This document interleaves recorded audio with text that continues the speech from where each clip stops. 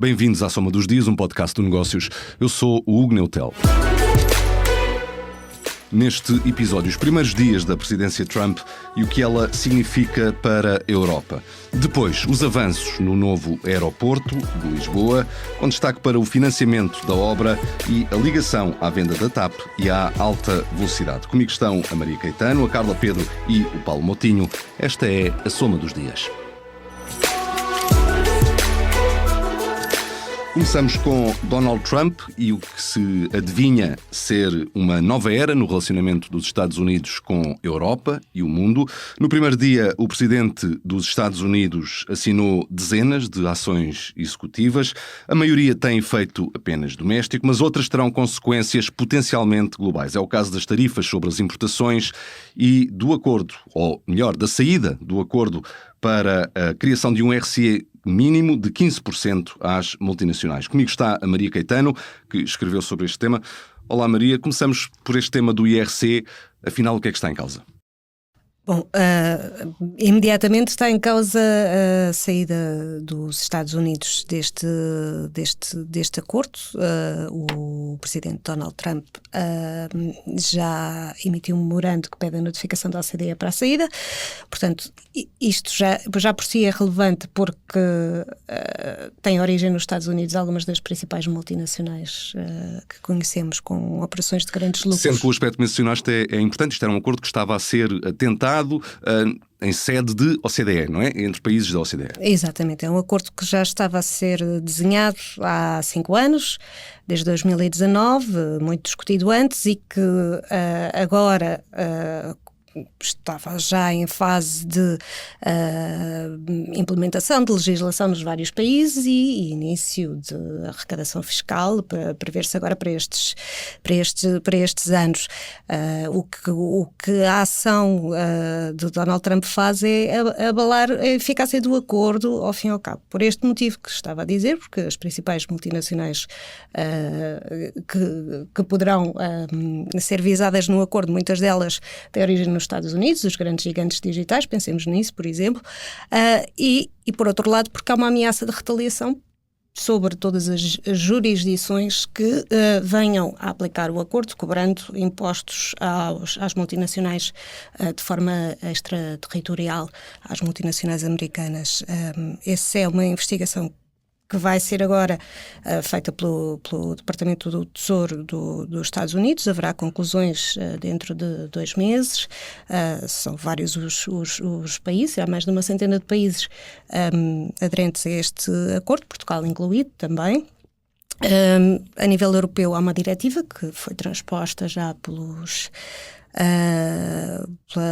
pela grande maioria dos países europeus. Portugal fez-lo no final do ano passado. E que tem, no fundo, a ver com um tema já em discussão antigo, que é a forma de taxar estas multinacionais que muitas vezes recorrem a expedientes, enfim, para tentar ser o menos taxadas possível. Sim, a questão do desvio dos lucros para jurisdições com tributação mais favorável. Isso é um esforço muito grande, muitos anos, que agora aqui pode ser efetivamente cair por terra e perder a eficácia de alguma maneira. Outro dos temas que tem estado em destaque, aliás já está em destaque desde a campanha nos Estados Unidos, é a famosa questão das tarifas. Também aqui, como é que estamos? Donald Trump na campanha prometeu criar tarifas muito rapidamente e agora, enfim, já há datas diferentes. Para a União Europeia não se percebe muito bem, para a China talvez seja fevereiro. Qual é então o ponto da situação nesse aspecto? A ação executiva inicial abre o processo, não é? O processo de investigação para o que virá a ser o nível de tarifas a aplicar. Depois o discurso das primeiras horas do presidente norte-americano mostra alguma mitigação do que foi sendo anunciado em campanha e abre, de uma certa maneira, muito espaço para negociar com os vários países e blocos que estão em causa aqui, que têm déficits tarifários, têm excedentes tarifários, excedentes comerciais, aliás, com os Estados Unidos, ou que de alguma maneira os Estados Unidos veem que têm práticas comerciais consideradas injustas na perspectiva desta administração norte-americana. No caso da União Europeia, não há uma data. Há a consideração de que há uma situação de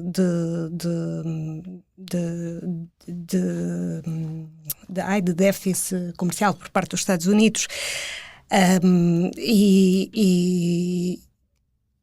e com números que neste momento até estão de alguma maneira a ser contestados, porque estão a ser discutidos, na verdade, porque o presidente dos Estados Unidos argumenta que há um déficit de 350 mil milhões de dólares com a União Europeia. A União Europeia contrapõe com números mais recentes do Eurostat que mostram que o déficit comercial na componente de bens é bastante menor, 156 mil milhões de euros.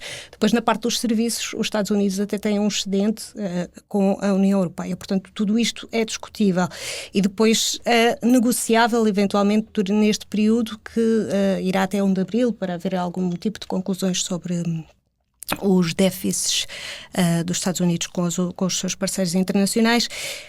Hoje, e a propósito do Fórum Económico Mundial de Davos, o Comissário Europeu para a Economia, Valdis Dombrovskis, deu já alguma indicação de pistas negociais. Os Estados Unidos estão dispostos a comprar mais energia, nomeadamente gás natural, que já tem que tem tido um aumento das compras por parte da União Europeia, e também na questão do armamento. Sendo que em Portugal há também um excedente comercial português com os Estados Unidos, cerca de 3 mil milhões de euros. Nesta questão das tarifas, e agora junta-se à conversa a Carla Pedro. Carla, como é que os mercados têm reagido a tudo isto, à questão das tarifas, mas também a tudo o resto que tem acontecido nesta semana e aquelas primeiras horas intensas de dezenas de ações executivas que foram assinadas por Donald Trump? Tem sido um grande vai-vem.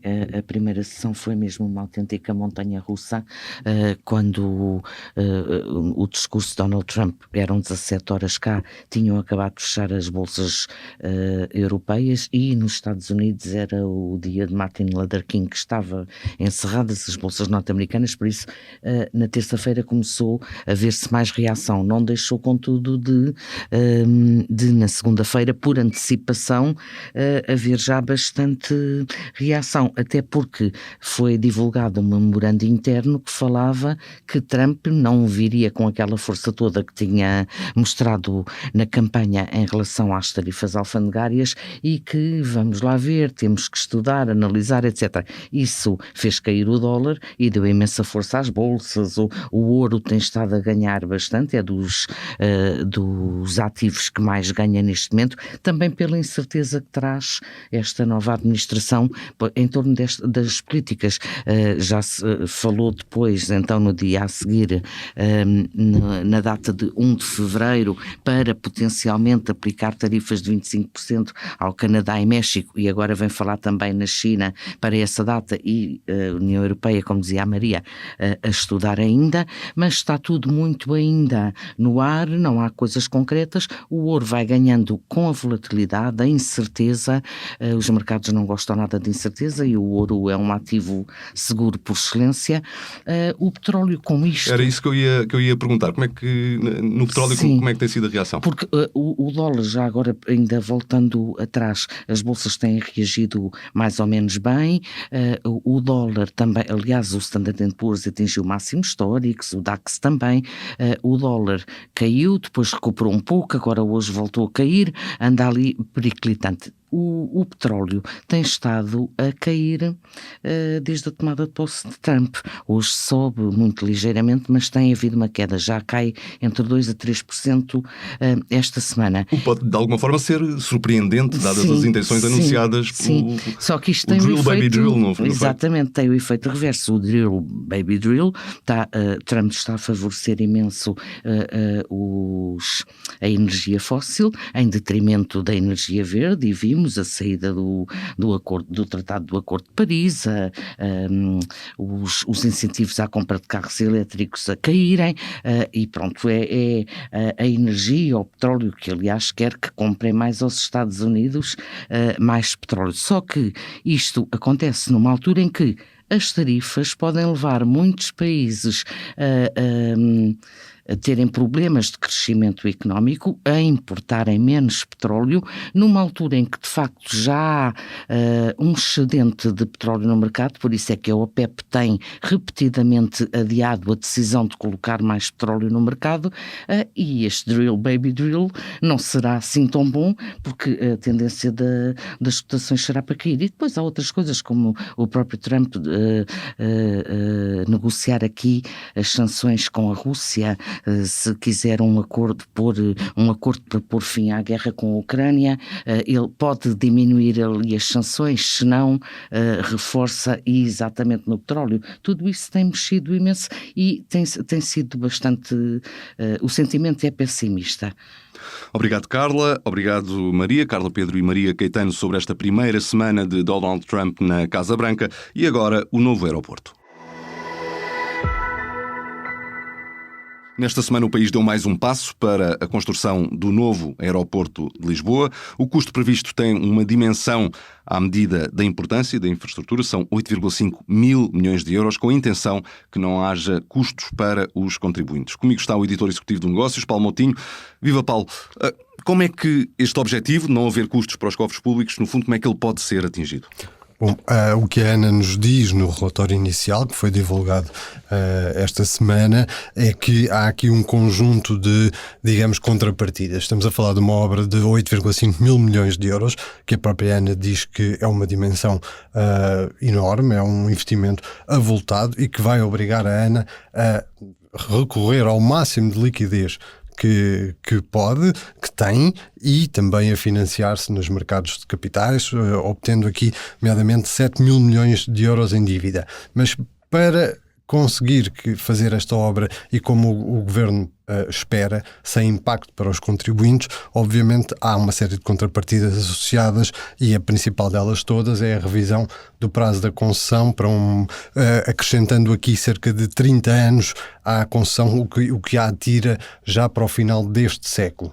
A outra parte da compensação está associada às taxas aeroportuárias, ou seja, é a forma como ela é remunerada pelos passageiros que passam nos aeroportos. E há aqui um pré-financiamento que será pago pelos passageiros que aterrarem ainda no aeroporto da Portela. Era isso que eu ia questionar. Vão ser vão ser passageiros que viajam via Portela que vão começar já a pagar o novo aeroporto. Exatamente. Temos aqui uma fase de pré-financiamento. Estamos a falar de 5 anos, a começar já no próximo ano, em que a ANA, nesse relatório, diz-nos que pretende aumentar, a proposta de aumentar em 9,8% acima da inflação, ou seja, será tendencialmente uma percentagem superior ao ano, até 2030. Estamos a falar aqui um aumento mínimo de 50% no custo nas taxas aeroportuárias, o que colocará o aeroporto de Lisboa, só para termos uma noção, a ter taxas aeroportuárias mais caras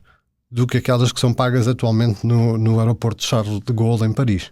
É de uma dimensão já muito significativa. Por outro lado, a própria ANA vai financiar-se também para esta construção. Exatamente. A ANA vai financiar-se.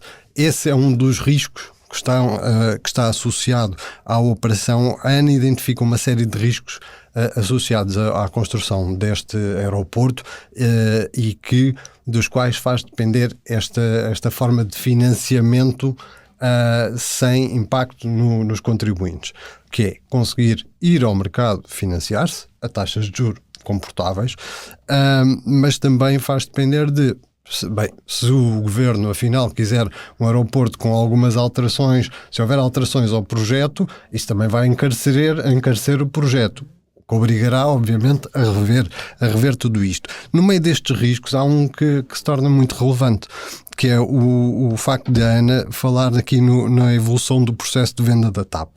A ANA diz que pode ser necessário um reajustamento dos parâmetros da proposta de financiamento caso existam aqui umas condições específicas que alterem ou que tenham um impacto no desenvolvimento previsto para a TAP.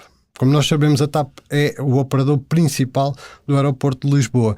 E o que a ANA nos está a dizer aqui é, sabendo ela de que à partida, nos próximos meses, irá iniciar-se aqui um processo de privatização com a venda de parte do capital ou mesmo da totalidade do capital da TAP, nós não sabemos o que é que vai ser a TAP no futuro. Estamos a falar de um aeroporto que é para começar a construir nos próximos 3 anos, mas que só deverá estar pronto a funcionar em 2037, na melhor das hipóteses, final de 2036, de acordo com a ANA. O que eles estão aqui a dizer é, vamos supor que nós temos aqui 3 principais candidatos, uma Lufthansa, uma Air France KLM e depois temos o grupo IAG, que tem a British e a Iberia.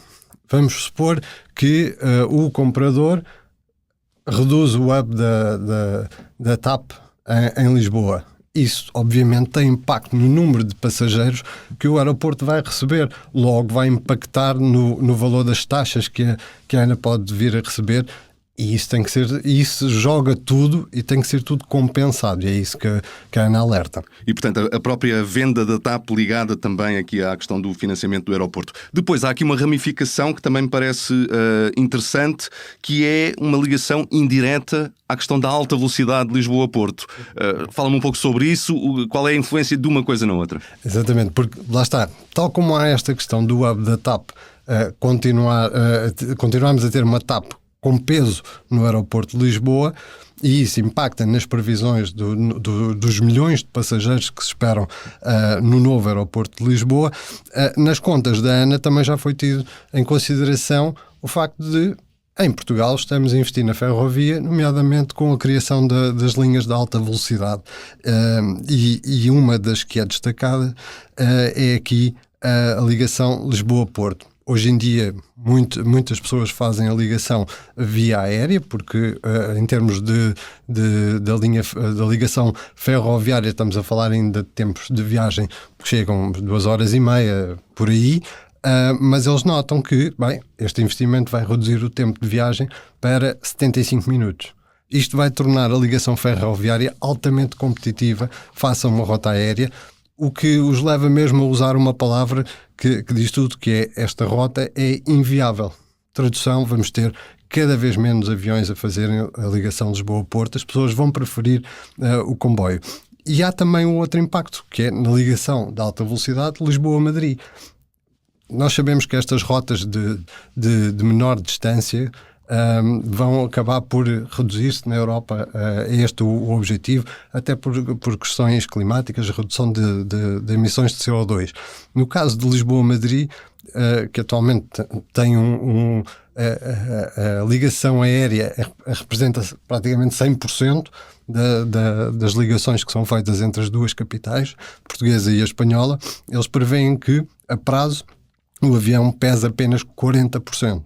Isto faz com que, olhando tanto para Lisboa-Porto como Lisboa-Madrid, a ANA já tenha incluído neste seu relatório, nas suas contas, uma redução de cerca de 2 milhões de passageiros por ano no aeroporto de Lisboa. Paulo Moutinho e o aeroporto de Lisboa. Obrigado, Paulo. Assim terminamos mais um episódio da Soma dos Dias. Marcamos encontro para de hoje a 8, porque em todas as semanas há histórias para contar. Obrigado por ouvir. Até lá.